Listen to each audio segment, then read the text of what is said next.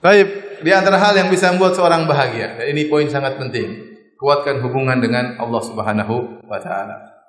Latih diri kita untuk berbahagia dalam kesendirian kita.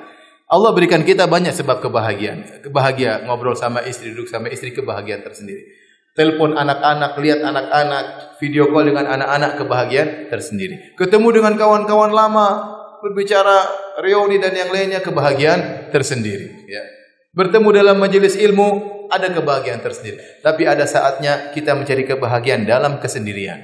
Dalam kesendirian. Makanya lah disyariatkanlah beberapa ibadah-ibadah yang butuh kesendirian, seperti iktikaf. Kita sampai Nabi SAW dahulu membuat semacam kemah-kemah, Nabi masuk dalam kemah tersebut agar beliau bersendiri dalam berkhalwat bersama Allah Subhanahu wa taala. Maka disyariatkan juga misalnya salat malam agar kita berkhalwat bersama Allah Subhanahu wa taala. Nikmati itu semua. Shallu bil laili wan nasu niyam. Salatlah kalian di malam hari tatkala orang-orang sedang tidur, niscaya kalian akan masuk surga dengan penuh keselamatan. Nah, ini harus punya waktu kita sendiri. Antum menuntut ilmu, nikmati. Di depan di kamar sendirian baca buku, ya, ditemani kopi sama coklat yang banyak. Ya, baca buku bahagia, makan juga bahagia. Nikmat, tidak harus dalam kesibukan keramaian, tidak harus ribut dalam grup. Kita sendiri juga bahagia. Antum lagi safar sendirian, menunggu pesawat belum datang, buka Quran, nikmati sendiri, bahagia, baca buku, subhanallah, kebahagiaan. Oleh karenanya, di antara tafsir dari sabda Nabi SAW tentang 7 golongan yang dinaungi oleh Allah pada hari kiamat kelak, di antaranya kata Nabi SAW, rajulani tahabba fillah isyama alaihi wa tafarraqa alaihi. 2 orang yang saling mencintai karena Allah, mereka bertemu karena Allah dan mereka berpisah karena Allah. Kalau bertemu karena Allah kita semua paham. Ya kumpul misalnya, ketemu karena Allah karena pengajian, ketemu karena Allah karena membantu fakir miskin, bikin gerakan untuk membantu anak yatim, bertemu karena Allah karena kita membantunya misalnya dalam urusan dunianya. Tapi apa maksudnya berpisah karena Allah Subhanahu wa taala? Banyak juga tafsiran. Di antaranya makna berpisah karena Allah yaitu saatnya kita berpisah karena kau harus beribadah dengan Allah, saya juga harus beribadah dengan Allah. Kita ngobrol sama kawan, jangan ngobrol sampai jam 12 malam.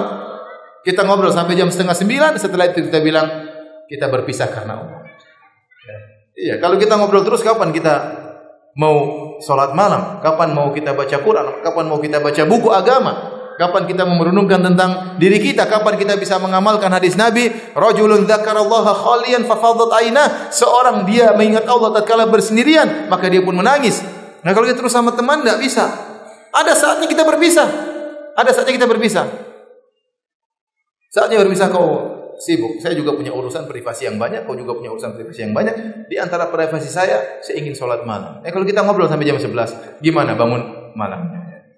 Oleh karenanya, kalau seorang sudah menikmati, dia bisa bahagia dalam kesendiriannya, itu luar biasa. Dan itu harus dilatih. Harus dilatih. Dia merasa nyaman sendiri baca buku agama. Dia merasa nyaman dengar ceramah misalnya. Sendiri, dia enggak mau diganggu orang.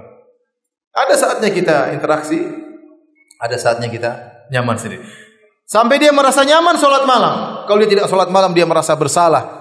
Ada suatu kebahagiaan yang hilang dari dirinya. Hari ini dia jalani seperti hampa. Kenapa semalam dia tidak sholat malam? Kalau dia selalu sholat malam, dia akan merasakan hal tersebut. Dia akan merasakan hal tersebut. Maka saya katakan harus melatih diri untuk enjoy dalam kesendirian. Tapi tidak usah antum kemudian selfie lagi baca Quran. Meskipun sendiri saya bahagia. Tidak usah. Tidak perlu orang tahu. Ente sendiri antara ente dengan Allah Subhanahu wa taala. Ya. Ini agar hidup kita bermakna, perlu kita sediakan waktu untuk Allah Subhanahu wa taala.